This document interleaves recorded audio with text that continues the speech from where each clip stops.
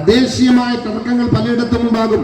നിലപാടില്ലായ്മയല്ല പ്രശംസിക്കപ്പെടേണ്ടത്, നിലപാടാണ് പ്രധാനം. ഈ രാജ്യത്തെ ഏറ്റവും പ്രബല ന്യൂനപക്ഷമായ മുസ്ലിം ന്യൂനപക്ഷത്തിന്റെ സർവ്വതും കൊള്ളയടിച്ച് അവരെ അപരവൽക്കരിക്കുന്ന ഒരു നിയമത്തിന് പിന്തുണ കൊടുക്കുമെന്ന് പറയുന്ന ഫ്രാൻസിസ് ജോർജ് ഉൾപ്പെടെയുള്ളവർ, അതിനെ പ്രേരിപ്പിക്കുന്ന ക്രൈസ്തവ സഹോദരങ്ങളോട് ഞാൻ പറയുകയാണ്, ആഭ്യന്തരമായ തർക്കങ്ങൾ എല്ലാവർക്കും ഇടയിലുണ്ടാകാം. അതിന്റെ പേരിൽ രാജ്യത്തെ തകർക്കുന്ന ഒരു നിയമത്തിന് പിന്തുണ കൊടുത്തുകൊണ്ട് ക്യാമ്പയിൻ നടത്തുന്ന, സർക്കുലർ കൊടുക്കുന്ന ആ ഒരു അടിത്തറ ഇളക്കുന്ന പണിയിൽ നിന്നും എല്ലാവരും വിട്ടുനിൽക്കണമെന്ന്. അധികാരത്തിന്റെ ധരമൂത്തവർ സംഘപരിവാറുമായി ബാന്ധവം സൃഷ്ടിച്ചത് താൽക്കാലികമായ അധികാരത്തിന് വേണ്ടി മാത്രമാണ്.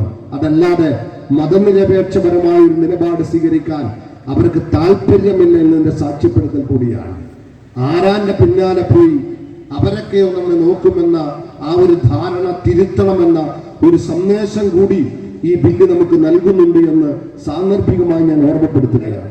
RSSന്റെ ഒരു മനുസ്മൃതിയൻ അജണ്ട, വിചാരധാരയുടെ താല്പര്യം പാർലമെന്റിലൂടെ നടപ്പിലാക്കുമ്പോൾ ഈ കേരളത്തിന്റെ ആയിരക്കണക്കിന് പള്ളികൾ അല്ലാതാകാൻ പോവുക. വഖഫ് ബോർഡിൽ അമുസ്ലിങ്ങൾ ഉണ്ടാകണം.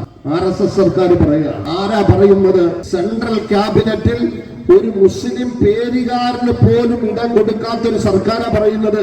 ഒരു മുസ്ലിം പേരുകാരൻ, ഒരു ഷാനവാസ് ഹുസൈൻ എന്ന ഒരു RSSകാരൻ പോലുമില്ല, അബ്ബാസ് നഖ്വി എന്ന ഒരു RSSകാരൻ പോലുമില്ല. മുസ്ലിം പേരുകാരനായ RSSകാരനായാൽ പോലും മുസ്ലിം പേരുകാരൻ സെൻട്രൽ ക്യാബിനറ്റിൽ ഉണ്ടാകാൻ പാടില്ല എന്ന് തീരുമാനിച്ച RSS പറയാണ്, വഖഫ് ബോർഡ് മതനിരപേക്ഷമാകണം, മതേതരമാകണം, അതുകൊണ്ട് മുസ്ലിങ്ങളല്ലാത്തവർ വഖഫ് ബോർഡിൽ ഉണ്ടാകണമെന്ന്. വേദിയിലും സദസ്സിലുമുള്ള നേതാക്കന്മാരെ, സഹോദരി സഹോദരന്മാരെ, നിസാർ കമ്മീഷൻ റിപ്പോർട്ട് നടപ്പിലാക്കണം എന്നതാണ് ഈ സമ്മേളനം ഉയർത്തിപ്പിടിക്കുന്ന പ്രധാനപ്പെട്ട പ്രമേയം എന്നാണ് ഞാൻ മനസ്സിലാക്കുന്നത്. അതോടൊപ്പം സമകാലിക ഇന്ത്യയിൽ ജനാധിപത്യ പാരമ്പര്യത്തിനും ഭരണഘടനാ താല്പര്യത്തിനും രാഷ്ട്ര മൂല്യങ്ങൾക്കും വിരുദ്ധമായി പാർലമെന്റിനെ ദുർവിനിയോഗപ്പെടുത്തിക്കൊണ്ട് ജോയിന്റ് പാർലമെന്ററി സമിതിയെ പോലും വികൃതമാക്കിക്കൊണ്ട് അതിന്റെ മഹത്വത്തെ നിഷേധിച്ചുകൊണ്ട് ജനാധിപത്യത്തിലും ഭരണഘടനയിലും വിശ്വസിക്കാത്ത സംഘപരിവാർ ഭരണകൂടം നീതി നിഷേധത്തിന്റെയും കൊള്ളയടിക്കലിന്റെയും ഒരു നിയമം, വഖഫ് നിയമം പാർലമെന്റിൽ പാസ്സാക്കാൻ പോവുകയാണ്. അത്തരമൊരു പശ്ചാത്തലത്തിൽ കൂടിയാണ് രാജ്യവ്യാപകമായി വഖഫ് സംരക്ഷണത്തിന് വേണ്ടി സമരം ചെയ്യുന്നതിന് തൽപരരായ ആളുകളെ സംഘടിപ്പിച്ചുകൊണ്ട് ഇത്തരം വേദികൾക്ക് രൂപം നൽകിയിട്ടുള്ളത്. മുനമ്പുമായി ബന്ധപ്പെട്ട വഖഫ് ഭൂമിയുടെ പ്രശ്നം ഇവിടെ പലരും സൂചിപ്പിച്ചു. അത് വീണ്ടും ഇവിടെ പരാമർശിക്കും. ആരെന്ത് പറഞ്ഞാലും ഒരു കാര്യം ഉറപ്പാണ്, വഖഫ് സ്വത്ത് തന്നെയാണ്. ആ കാര്യത്തിൽ മറ്റൊരു കാര്യം കൂടി ഞങ്ങൾ നിരന്തരമായി പറയാറുണ്ട്. 421 വർഷം ആരാധന നടത്തിയിരുന്ന ബാബരി മസ്ജിദിന്റെ സ്ഥാനത്ത് എന്ത് നിർമ്മിക്കപ്പെട്ടാലും വഖഫ് ചെയ്ത മണ്ണ് പള്ളി, പവിത്രമായ പള്ളി തന്നെയാണ് എന്ന് ഉറച്ചു വിശ്വസിക്കുന്ന ഒരു പ്രസ്ഥാനവും അതിന്റെ പ്രവർത്തകന്മാരുമാണ് ഞങ്ങളെന്ന് സാന്ദർഭികമായി ഞാൻ ഓർമ്മപ്പെടുത്തുകയാണ്. കാരണം വഖഫ് എന്ന് പറയുമ്പോൾ വഖഫിന്റെ പ്രത്യേകത അത് തന്നെയാണ്. നമ്മുടെ രാജ്യത്ത് നിന്ന് ഭരിച്ചുകൊണ്ടിരിക്കുന്നവരെ സംബന്ധിച്ച് നമുക്കൊരു ധാരണയുണ്ടാകും. അതില്ല എന്നല്ല ഞാൻ പറയുന്നത്. അതോടൊപ്പം കൃത്യമായ ധാരണ നമുക്കുണ്ടാകണം. ഈ രാജ്യത്ത് മുസ്ലിം സമുദായം ഉൾപ്പെടെയുള്ളവർ, അത് മുസ്ലിം സമുദായം മാത്രമല്ല, ഈ രാജ്യത്തെ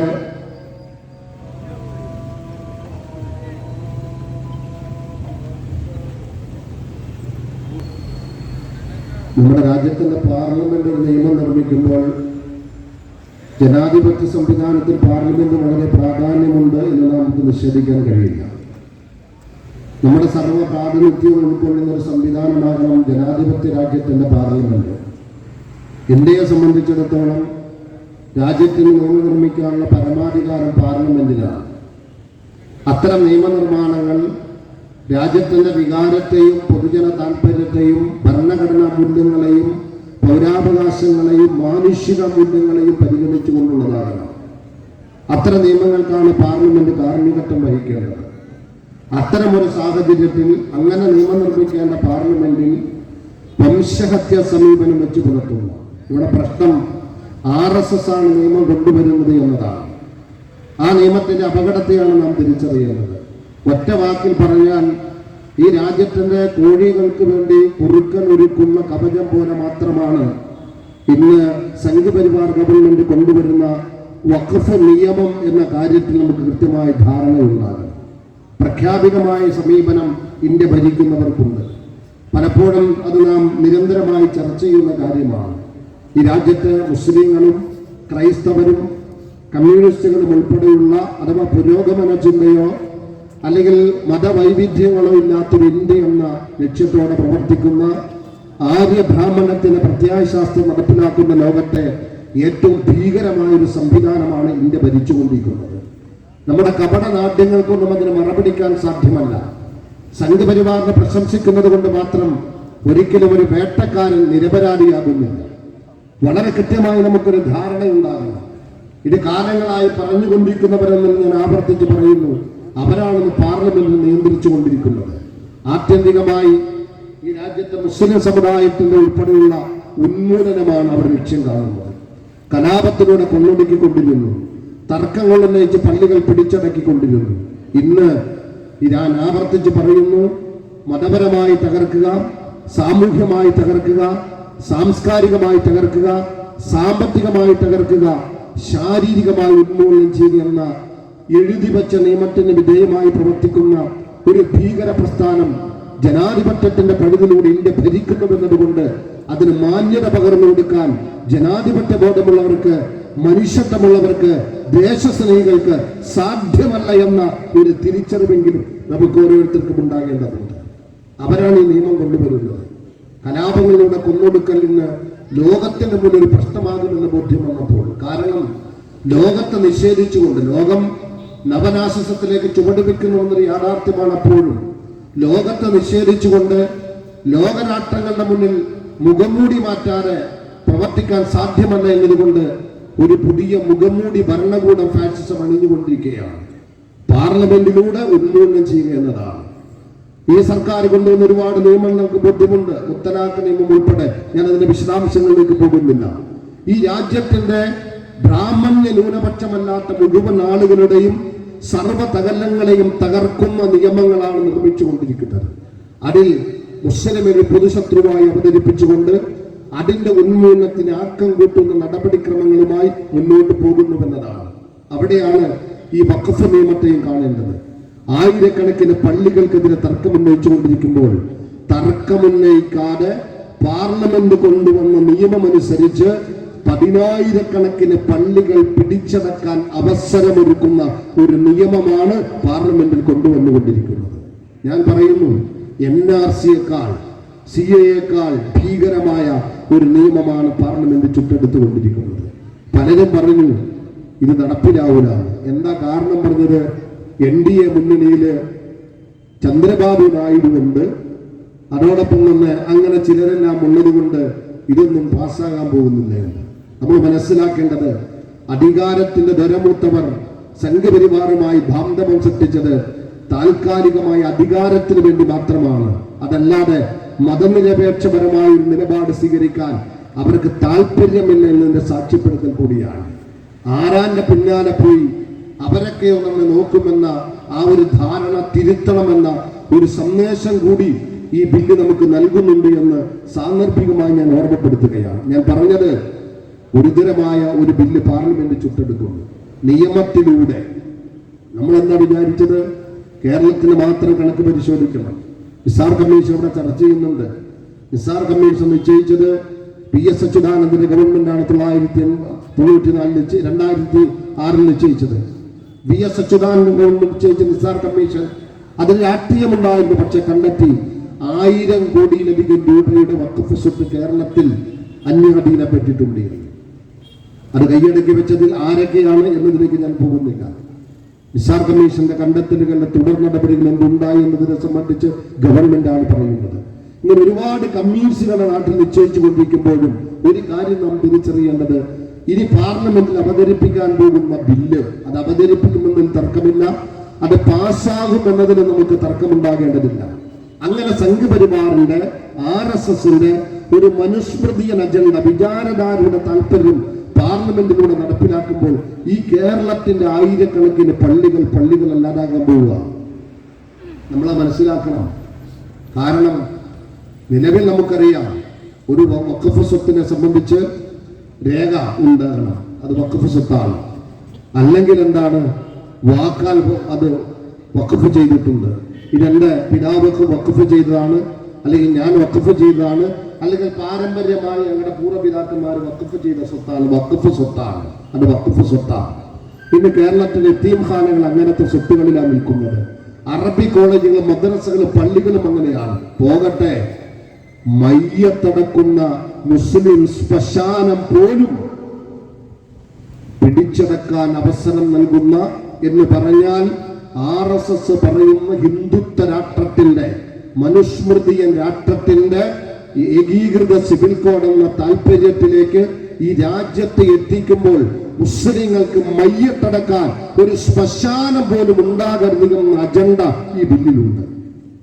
അത് ചെറിയ കാര്യമല്ല, അതുപോലും ഈ ബില്ലിലുണ്ട്. എത്ര എനിക്കറിയാം, ഒരുപാട് ശ്മശാനങ്ങള് റോഡ് വികസനത്തിന്റെ പേരിൽ സ്ഥലമേറ്റെടുത്തപ്പോൾ ഗവൺമെന്റ് ഫണ്ട് കൊടുക്കാൻ നോക്കുമ്പോൾ ഏറ്റെടുക്കാൻ രേഖയില്ല എന്നതുകൊണ്ട് ഏറ്റെടുക്കാൻ പറ്റാത്ത നൂറുകണക്കിന് പള്ളികളും വഖഫ് സ്വത്തുകളും ഈ കേരളത്തിൽ ഉൾപ്പെടെയുണ്ട്. നമ്മളത് തിരിച്ചറിയണം. വളരെ അപകടകരമായി ഞാൻ പറയുന്നത്, NRCയേക്കാൾ CAയേക്കാൾ ഭീകരമായൊരു നിയമമാണ് പാർലമെന്റിൽ ഇവർ പാസ്സാക്കാൻ പോകുന്നത്. അത്ര ഗുരുതരമാണ്. ഞാൻ പറഞ്ഞതുപോലെ രേഖ വേണ്ട, പരമ്പരാഗതമായി 100 കൊല്ലമായി 200 കൊല്ലമായി ഇത് മുസ്ലിങ്ങളുടെ പൊതു ശ്മശാനമാണ്, അല്ലെങ്കിൽ പള്ളിയാണ്, മദ്രസയാണ്, അറബി കോളേജാണ്, അല്ലെങ്കിൽ അതിനു വേണ്ടിയുള്ള പൊതു നന്മയ്ക്ക് വേണ്ടിയുള്ള വഖഫ് സ്വത്താണ്. ഇനി അത് പോരാ എന്നതാണ് പുതിയ നിയമം. അത് മറ്റൊന്നോ, വഖഫ് സ്വത്ത് ഒരാൾ വഖഫ് ചെയ്യുന്നവരെ സംബന്ധിച്ചിടത്തോളം 5 കൊല്ലം മുസ്ലിം ആയിരിക്കണം. ഒരുപാട് നിയമങ്ങളുണ്ട്. മറ്റൊന്നെന്താണ്, സർക്കാരിന് കയ്യേറാൻ സർവ്വ അവസരങ്ങളും ഒരുക്കുന്നു. അതിന് ഞാൻ അതിന്റെ വിശദാംശങ്ങളിലേക്ക് പോകുന്നില്ല. എനിക്ക് ആശ്ചര്യം തോന്നിയൊരു കാര്യം, വഖഫ് ബോർഡിൽ അമുസ്ലിങ്ങൾ ഉണ്ടാകണം. RSS സർക്കാർ പറയുകയാണ്. എന്താ അതിന് ന്യായം എന്നറിയോ? അത് മതേതരമാകണമെന്ന്. ഏത് വഖഫ് ബോർഡ് മതേതരമാകണം. ആരാ പറയുന്നത്? 25 കോടി മുസ്ലിങ്ങളുടെ ഇന്ത്യ രാജ്യത്ത്, 25 കോടി മുസ്ലിങ്ങളുടെ ഇന്ത്യ രാജ്യത്ത് അവരെ പ്രതിനിധീകരിച്ച് സെൻട്രൽ ക്യാബിനറ്റിൽ ഒരു മുസ്ലിം പേരുകാരന് പോലും ഇടം കൊടുക്കാത്തൊരു സർക്കാരാണ് പറയുന്നത്. നമ്മളൊന്ന് ആലോചിച്ച് നോക്കിയേ. ഒരു സെൻട്രൽ ഗവൺമെന്റ് ഈ രാജ്യത്തിന്റെ 120 കോടി ജനങ്ങളെ ഭരിക്കുന്ന, ജനങ്ങൾ തെരഞ്ഞെടുത്തുവെന്ന് പറയുന്ന കൃത്രിമമായ അധികാരം കൈയടക്കിയ ഒരു ഗവൺമെന്റ്. ആ ഗവൺമെന്റിൽ ഒരു മുസ്ലിം പേരുകാരൻ, ഒരു ഷാനവാസ് ഹുസൈൻ എന്ന ഒരു RSSകാരൻ പോലുമില്ല, അബ്ബാസ് നഖ്വി എന്ന ഒരു RSSകാരൻ പോലുമില്ല.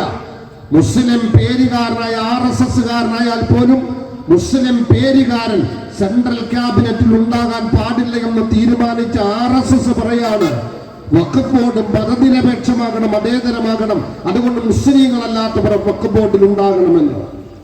ഇത്തരം പൊതുജനങ്ങൾ കേട്ടാൽ ന്യായം എന്ന് തോന്നുന്ന ചില കാരണങ്ങൾ പറഞ്ഞ് ഈ രാജ്യത്തിന്റെ മുഴുവൻ വഖഫ് സ്വത്തും പിടിച്ചടക്കുന്നതിന് വേണ്ടിയുള്ള നിയമമാണ് കൊണ്ടുവന്നുകൊണ്ടിരിക്കുന്നത്. ഞാൻ തദ്ദേശീയമായ ഈ തർക്കത്തിൽ ഞാൻ എന്റെ അഭിപ്രായം പറയുകയാണ്. ഇവിടെ വഖഫ് ഭൂമി അത് വഖഫ് ഭൂമി തന്നെയാണ്. അതിന്റെ വിശദാംശങ്ങളിൽ വിയോജിപ്പുകൾ ഉണ്ടാകാം, നിയമ തർക്കങ്ങൾ ഉണ്ടാകാം. അവിടെ കക്ഷി ചേർന്നുകൊണ്ട് ഈ രാജ്യത്തിന്റെ പാർലമെന്റ് നിയമം നടപ്പിലാക്കണമെന്ന് പറയുന്ന ക്രൈസ്തവ സഹോദരങ്ങളോട് ഞാൻ ഓർമ്മപ്പെടുത്തുകയാണ്. ഇതിന്റെ അപകടം നിങ്ങൾ തിരിച്ചറിഞ്ഞിട്ടില്ല. തദ്ദേശീയമായ തർക്കങ്ങൾ പലയിടത്തും ഉണ്ടാകും.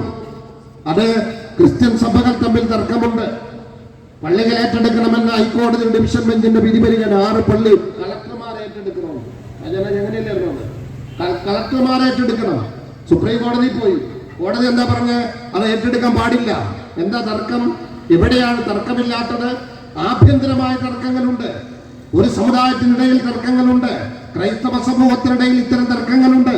മുസ്ലിം സമുദായത്തിനുള്ള ഇത്തരം തർക്കങ്ങൾ ഉണ്ടാകും. അത്തരം തർക്കങ്ങൾ തർക്കങ്ങൾ സ്വാഭാവികമാണ്. അത്തരം തർക്കങ്ങൾ പരിഹരിക്കുന്നതിന് അതിന്റെ കൃത്യമായ രേഖകൾ വെച്ചുകൊണ്ട് അതിന്റെ ഒരു കൃത്യമായ നിലപാടിൽ നിന്നുകൊണ്ട് പരിഹാരം കണ്ടെത്തണം. അതിന് പകരം അത്തരം ഒരു കയ്യേറ്റം ന്യായീകരിക്കുന്നതിന് വേണ്ടി സംഘപരിവാറിന്റെ പിൻബലമുണ്ട് എന്നതുകൊണ്ട് ഈ രാജ്യത്തെ ഏറ്റവും പ്രബല ന്യൂനപക്ഷമായ മുസ്ലിം ന്യൂനപക്ഷത്തിന്റെ സർവ്വതും കൊള്ളയടിച്ച് അവരെ അപരവൽക്കരിക്കുന്ന ഒരു നിയമത്തിന് പിന്തുണ കൊടുക്കുമെന്ന് പറയുന്ന ഫ്രാൻസിസ് ജോർജ് ഉൾപ്പെടെയുള്ളവർ, അതിനെ പ്രേരിപ്പിക്കുന്ന ക്രൈസ്തവ സഹോദരങ്ങളോട് ഞാൻ പറയുകയാണ്, വരാൻ പോകുന്നതേ ഉള്ളൂ. ഈ സ്ഥിതി മാറണം. ഇരകൾ ഈ രാജ്യത്ത്, സംഘപരിവാറിന്റെ ഇരകൾ എന്ന് പറയുന്നത് ഈ രാജ്യത്തിന്റെ ഭൂരിപക്ഷമാണ്. പലരും അത് തിരിച്ചറിയുന്നില്ല. നമ്മളത് ആലോചിച്ച് നോക്കിയേ. ഈ കഴിഞ്ഞ റിപ്പബ്ലിക് ദിനം നമ്മൾ ആഘോഷിച്ചു. ഭരണഘടന മുന്നോട്ട് വെക്കുന്ന മതനിരപേക്ഷ രാഷ്ട്രം എന്ന സങ്കല്പമുണ്ട്. അതിന്റെ ഗുണഫലങ്ങൾ ആർക്കാണ്? ചിലരിവിടെ പറയുന്നുണ്ട് രാജ്യം മതേതരമായതുകൊണ്ട് മുസ്ലിങ്ങൾക്ക് അതിന്റെ നേട്ടമുണ്ട് എന്ന്. മുസ്ലിങ്ങൾക്കല്ല നേട്ടം, രാജ്യം മതേതരമായതുകൊണ്ടാണ് ചാതുർവർണ്ണത്തിന്റെ ഭീകര താണ്ഡവത്തിന്റെ ഇരകളാക്കപ്പെട്ടിരുന്ന ഈ രാജ്യത്തെ ദളിതന്, ഈ രാജ്യത്തെ ഈഴവന്, ഈ രാജ്യത്തെ നായർക്കുൾപ്പെടെയുള്ളവർക്ക് വസ്ത്രം ധരിക്കാൻ അവസരമുണ്ടായത്, വഴി നടക്കാൻ അവകാശമുണ്ടായത്, അക്ഷരം പഠിക്കാൻ അവകാശമുണ്ടായത്. എന്തായിരുന്നു? തലയളന്നുകൊണ്ട് മാറളന്നുകൊണ്ട് നികുതി കടിക്കേണ്ട ഇന്ത്യയുണ്ടായിരുന്നു. ഒരുപക്ഷെ ഇന്ത്യയിലെ ആദ്യത്തെ ബ്രാഹ്മണ രാജ്യം എന്ന് പറയുന്നത് തിരുവിതാംകൂറാണ്. അതാ നമുക്ക് പറയാൻ പറ്റുന്നത്. ഒരു ഹിന്ദുത്വ രാഷ്ട്രത്തിന്റെ രൂപരേഖയുള്ളത് തിരുവിതാംകൂറിലാണ്. എന്താ അവിടെ നടന്നിരുന്നത്? സഞ്ചാര സ്വാതന്ത്ര്യം പോലും ഉണ്ടായിട്ടില്ല. ഇന്ത്യ പോരാട്ടങ്ങളിലൂടെ ഒരു ജനാധിപത്യ രാഷ്ട്രമായി മാറിയപ്പോൾ ഈ രാജ്യത്തെ വഴി നടക്കാൻ പറ്റാത്തവർക്ക് വഴി നടക്കാൻ അവസരമുണ്ടായി. ആരാധന സ്വാതന്ത്ര്യമില്ലാത്തവർക്ക് ആരാധന സ്വാതന്ത്ര്യമുണ്ടായി. ഈ രാജ്യത്ത് ഞാൻ ആവർത്തിച്ച് പറയുന്ന 91% വരുന്ന ചാതുർവർണ്ണ മനുഷ്യരല്ല എന്ന് ചാപ്പ് കുത്തപ്പെട്ട ജനങ്ങൾക്ക് മനുഷ്യരാണ് എന്നും മതസ്വാതന്ത്ര്യമുണ്ട് എന്നും മനുഷ്യാവകാശമുണ്ട് എന്നും സാക്ഷ്യപ്പെടുത്തലാണ് രാജ്യത്തിന്റെ മതനിരപേക്ഷത എന്ന ബോധം നമുക്ക് ഓരോരുത്തർക്കും ഉണ്ടാകണം. ഹിന്ദുത്വ രാഷ്ട്രമായി മാറിയാൽ മുസ്ലിങ്ങൾക്ക് എന്തോ സംഭവിക്കുന്നുവെന്ന ഒരു വ്യാജ പ്രചരണം ഇവിടെ നടക്കുന്നുണ്ട്. മുസ്ലിങ്ങൾക്ക് ഞാൻ മുസ്ലിം എന്നിൽ പറയുകയാണ്, മുസ്ലിങ്ങളുടെ പ്രശ്നം മുസ്ലിങ്ങൾക്ക് വിട്ടുകൊടുത്താൽ ഞങ്ങൾക്കാർക്കും അതിന് ഉത്തരവാദിത്തമില്ല. നിങ്ങൾ അഭിമുഖീകരിക്കുന്ന പ്രശ്നം നിങ്ങൾ ഏറ്റെടുക്കണമെന്ന് സാമ്പ്രദായിക പാർട്ടികൾ പറഞ്ഞാൽ അത് പരിഹരിക്കാനുള്ള പ്രാപ്തിയുള്ള ആത്മവിശ്വാസമുള്ള ഒരു സമുദായമാണ് മുസ്ലിം സമുദായം. അതിലാർക്കും തർക്കം വേണ്ട. അങ്ങനെ വിട്ടുകൊടുത്താൽ, അങ്ങനെയല്ലല്ലോ. ബാബരി പ്രശ്നം വന്നു, ഞങ്ങൾ നോക്കിക്കൊള്ളാമെന്ന് പറഞ്ഞു. പാർലമെന്റ് പറഞ്ഞു ഞങ്ങൾ നോക്കാമെന്ന് പറഞ്ഞു. ഭരണകൂടം പറഞ്ഞു ഞങ്ങൾ നോക്കാമെന്ന്. നിങ്ങളൊന്ന് ആലോചിച്ചു നോക്കിയേ. ഞങ്ങൾക്ക് ഉത്തരവാദിത്തമില്ല, നിങ്ങളുടെ പള്ളിയാണ്, നിങ്ങൾ സംരക്ഷിക്കണമെന്ന് പറഞ്ഞാൽ ബാബരി മസ്ജിദ് സംരക്ഷിക്കാൻ മുസ്ലിം സമുദായത്തിന് കഴിയുമായിരുന്നു. പക്ഷേ ഭരണകൂടം ഏറ്റെടുത്തു. ഇന്നും ആ ജനാധിപത്യ സംവിധാനമാണ് മുന്നോട്ട് പോകുന്നത്. സാമ്പ്രദായിക രാഷ്ട്രീയ പ്രസ്ഥാനങ്ങൾ കാപഢ്യം നെഞ്ചിലേറ്റി നിരന്തരമായി വഞ്ചന തുടരുമ്പോൾ ഞാൻ പറയുന്നത് രാജ്യം മതനിരപേക്ഷമായതിന്റെ ഗുണഫലങ്ങൾ ഈ രാജ്യത്തിന്റെ ഭൂരിപക്ഷത്തിനാണ്. അതുകൊണ്ട് അതിവിടെ നിലനിൽക്കേണ്ടതുണ്ട്. ഫാഷിസ്റ്റ് അജണ്ടയെ തിരിച്ചറിയേണ്ടതുണ്ട്. ഇത്തരം ചില ബില്ലുകൾ വരുമ്പോൾ തദ്ദേശീയമായ തർക്കത്തിന്റെ പേരിൽ അത്തരം ബില്ലുകൾ നടപ്പിലാക്കണമെന്ന ക്യാമ്പയിൻ നടത്തുന്നവർ നിലനിൽപ്പിന്റെ അടിത്തറയാണ് തകർത്തുകൊണ്ടിരിക്കുന്നത് എന്ന ഒരു തിരിച്ചറിവ് ഉണ്ടാകണമെന്ന് ഞാൻ ഓർമ്മപ്പെടുത്തുകയാണ്. സാമുദായിക ധ്രുവീകരണം ഇവിടെയും ഉണ്ടാകാൻ പാടില്ല. പാർട്ടിയെ സംബന്ധിച്ച് സാമുദായിക ധ്രുവീകരണം ഉണ്ടാകാൻ പാടില്ലെന്ന കാർക്കശ്യമായ നിലപാടുണ്ട്. അപ്പോഴും ആരുടെയും അവകാശങ്ങൾ ഹനിക്കാൻ പാടില്ല. ഇവിടെ ഇപ്പോൾ വഖഫ് ട്രൈബുകളിനെതിരെയാണ് വലിയ ക്യാമ്പയിൻ നടക്കുന്നത്. നിങ്ങളത് ആലോചിച്ച് നോക്കിയേ. അത് പാർലമെന്റ് അംഗീകരിച്ചൊരു നിയമമാണ്. ഓരോ സ്റ്റേറ്റ് ഗവൺമെന്റ് നിശ്ചയിക്കുന്ന ഒരു ബോഡിയാണ്. എന്താ അതിന്റെ അർത്ഥം? ഒരു തർക്ക പരിഹാര കേന്ദ്രമാണ്. കോടതികൾ കേസുകൾ ഒരുപാട് കെട്ടിക്കിടക്കുന്നു, സ്വാഭാവികമാണ്. അത് പരിഹരിക്കാനുള്ള ഒരു മാർഗം എന്ന നിലയിലാണ്. പ്രത്യേകിച്ച് വഖഫ് കേസുകൾ ഒരുപാടുണ്ട്. അത് പരിഹരിക്കാനുള്ള ഒരു സമാന്തരമായ നിയമാനുസൃതമുള്ള ഒരു സംവിധാനത്തെ കുറിച്ച് എന്തിനാണ് ആക്ഷേപം പറയുന്നത്? എന്തെല്ലാം എത്രത്തോളം എന്നറിയോ? ഒരു നാട്ടിലെ ഒരു വസ്തു ഒരാൾ വഖഫ് ആണെന്ന് പറഞ്ഞാൽ എന്നാ പിന്നെ ഇനി അതല്ലാതെ തെളിയിക്കണം എന്ന് പോലും ക്യാമ്പയിൻ നടത്തുക. എത്ര വ്യാജമാണ്! മതത്തിന്റെ മേലങ്കി അണിഞ്ഞവർ, ആത്മീയ പ്രഭാഷണം നടത്തുന്നവർ, ആത്മീയത കൊണ്ട് ജനങ്ങളോട് ഉത്ബുദ്ധരാകണമെന്ന് പറയുന്നവർ, ലോക മൂല്യങ്ങളെ കുറിച്ച് സംവദിക്കുന്നവർ പോലും ഇത്രയും കള്ളപ്രചരണം ഒരു സമൂഹത്തിൽ നടത്തി വിടവുണ്ടാക്കിക്കൊണ്ടിരിക്കുകയാണ്. ഏതെങ്കിലും ഒരു വസ്തുവിൽ അങ്ങനെ ഉണ്ടോ? അങ്ങനെ തർക്കമുന്നയിച്ചാൽ വഖഫാവോ? വളരെ കൃത്യമാണ്. രേഖയുള്ളതിനെ സംബന്ധിച്ചാണ് ഇവിടെ പറയുന്നത്. രേഖയുണ്ട്. നിങ്ങൾക്കറിയോ, റഹ്മാൻ ഖാൻ, കേന്ദ്ര ന്യൂനപക്ഷ വകുപ്പ് മന്ത്രിയായിരുന്ന റഹ്മാൻ ഖാന്റെ നേതൃത്വത്തിൽ നിശ്ചയിച്ച ജോയിന്റ് പാർലമെന്ററി സമിതി കേരളത്തിൽ ഉൾപ്പെടെ വന്ന് പഠനം നടത്തി വഖഫ് സ്വത്തുക്കളെ കുറിച്ച്. അപ്പോഴാ മനസ്സിലായത് കോടിക്കണക്കിന് രൂപയുടെ എന്ന് പറഞ്ഞാൽ നിലവിലുള്ള വഖഫ് സ്വത്ത് ക്രിയാത്മകമായി പ്രത്യുൽപ്പന്നപരമായി വിനിയോഗിച്ചാൽ ഒരു വർഷം 12,000 കോടി രൂപ മുസ്ലിം സമുദായത്തിന് കിട്ടുമെന്ന് പറഞ്ഞാൽ മുസ്ലിം സമുദായത്തിന്റെ ശാക്തീകരണത്തിന്, വിദ്യാഭ്യാസ പുരോഗതിക്ക്, അവരുടെ ക്ഷേമോന്മുഖമായ പദ്ധതികൾക്ക് 12,000 കോടി രൂപ ഒരു വർഷം നിലവിലുള്ള വഖഫ് സ്വത്തിൽ നിന്നും ഉപയോഗപ്പെടുത്താൻ പറ്റുന്ന തരത്തിലുള്ള വഖഫ് സ്വത്തുണ്ട് എന്ന രാജ്യത്തിന്റെ പാർലമെന്റ് നിശ്ചയിച്ച ജോയിന്റ് പാർലമെന്റ് സമിതി കണ്ടെത്തി. അതിന് ചില തുടർ നടപടികൾ സ്വീകരിച്ചു. നിങ്ങൾ ആലോചിച്ച് നോക്കിയേ, അതൊരു ചെറിയ കാര്യമാണ്. ആർക്കെങ്കിലും എന്തിനാണ് ആളുകൾക്ക് അതിന് വേവലാതി? ആരെങ്കിലും ഒരു സെന്റ് എവിടെയെങ്കിലും. അതോടൊപ്പം അറിയോ, ഈ കേരളത്തില് ഇപ്പൊ ഒന്ന് ഞാനൊരു വായിച്ചപ്പോൾ മുസ്ലിംകളിങ്ങനെ വഖഫിന്റെ പേരിൽ സർക്കാരിന് ഒരുപാട് വസ്തു എടുത്തു എന്നാണ്. ക്യാമ്പയിനാണ്. ഈ കേരളത്തിൽ ഞാൻ പൊതുവേദിയിൽ പറയുകയാണ്, മുസ്ലിം സമുദായത്തിന് സ്കൂൾ നടത്താൻ 1 സെന്റ് ഭൂമി പോലും ഒരു സർക്കാരും കൊടുത്തിട്ടില്ല. 1 സെന്റ് ഭൂമി ആർക്കെങ്കിലും തെളിയിക്കാൻ പറ്റുമോ? 1 സെന്റ് ഭൂമി സർക്കാർ കൊടുത്ത 1 സെന്റ് ഭൂമിയിൽ ഒരു മുസ്ലിം സ്കൂൾ ഈ കേരളത്തിൽ പ്രവർത്തിക്കുന്നില്ല. പലതും വഖഫാണ്, വിലക്ക് വാങ്ങിയതാണ്. നമ്മളിങ്ങനെ പോകുമ്പോ മുസ്ലിം സ്കൂളിൽ നിന്ന് കാണും അല്ലെ, ഗവൺമെന്റ് മുസ്ലിം UP സ്കൂളിൽ നിന്ന് കാണും. എന്താ എന്നെ നിങ്ങൾ വിചാരിക്കുക? അത് മുസ്ലിങ്ങൾ നടത്തിക്കൊടുത്ത സ്കൂള് സർക്കാർ കൊടുത്തതാ. 1 സെന്റ് ഭൂമി. ഞാൻ വെള്ളാപ്പള്ളിയോട് പറഞ്ഞു, നേരിൽ പറഞ്ഞു. അദ്ദേഹം ഒരിക്കൽ പറഞ്ഞപ്പോ ഞാൻ പത്രസമ്മേളനം നടത്തി പറഞ്ഞു, 1 സെന്റ് ഭൂമി. ആർക്കവിടെ പറയാൻ പറ്റുക? സഭകൾക്ക് പറയാൻ പറ്റുമോ? ആർക്കെങ്കിലും പറയാൻ പറ്റും? NSSന് പറയാൻ പറ്റുമോ? SNDPക്ക് പറയാൻ പറ്റുമോ? മുസ്ലിം സമുദായത്തിന് പറയാൻ പറ്റും എന്ന് പറഞ്ഞാൽ അധ്വാനിച്ചുണ്ടാക്കിയ പരമ്പരാഗതമായി ലഭ്യമായ വിലപിടിപ്പുള്ള ശതകോടികളുടെ സമ്പത്ത് പൊതുനന്മയ്ക്ക് വേണ്ടി ദൈവത്തിന്റെ പ്രതിഫലം കാക്ഷിച്ചുകൊണ്ട് നല്ല മനസ്സോടെ കൊടുക്കുന്ന വഖഫ് എന്ന പവിത്രമായ ഒരു ആരാധനയെ കളങ്കപ്പെടുത്തിക്കൊണ്ട് പ്രചരണം നടത്തിക്കൊണ്ടിരിക്കുക. 1 സെന്റ് ഭൂമി ആലോചിക്കണം. എല്ലാവരും പഠിക്കട്ടെ. സർക്കാർ കൊടുത്ത ഭൂമിയിൽ, അതോടൊപ്പം പാട്ടത്തിന് കൊടുത്ത് കൈയടക്കി വെച്ചതിന്റെ കണക്കുകൾ നോക്ക്. ഈ കേരളത്തിൽ ഇതൊക്കെ നമ്മൾ ചർച്ചയ്ക്ക് വിധേയമാക്കണം. ഞാൻ പറയുന്നത് ഒരു തരത്തിലുള്ള സാമുദായിക ധ്രുവീകരണം ആർക്കും ഫലപ്രദമല്ല. തദ്ദേശീയമായ ആൾബലം കൊണ്ടല്ല നീതിന്യായ സംവിധാനത്തെ ക്രമപ്പെടുത്തേണ്ടത്, മറിച്ച് രാജ്യത്തിന്റെ വ്യവസ്ഥാപിതമായ നിയമപുസ്തകത്തിന് വിധേയമായിട്ടാണ്. അതാണ് നമുക്ക് ഓരോരുത്തർക്കും ഉണ്ടാകും. രാജ്യത്തിന് ഭരണഘടനയുണ്ട്, രാജ്യത്തിന് പാരമ്പര്യമുണ്ട്. രാജ്യവ്യാപകമായി ക്രൈസ്തവ സമുദായം ആക്രമിക്കപ്പെടുന്നു. ഞാൻ ആവർത്തിച്ച് പറഞ്ഞത് വിചാരധാര വളരെ കൃത്യമായി പറയുന്നുണ്ട്.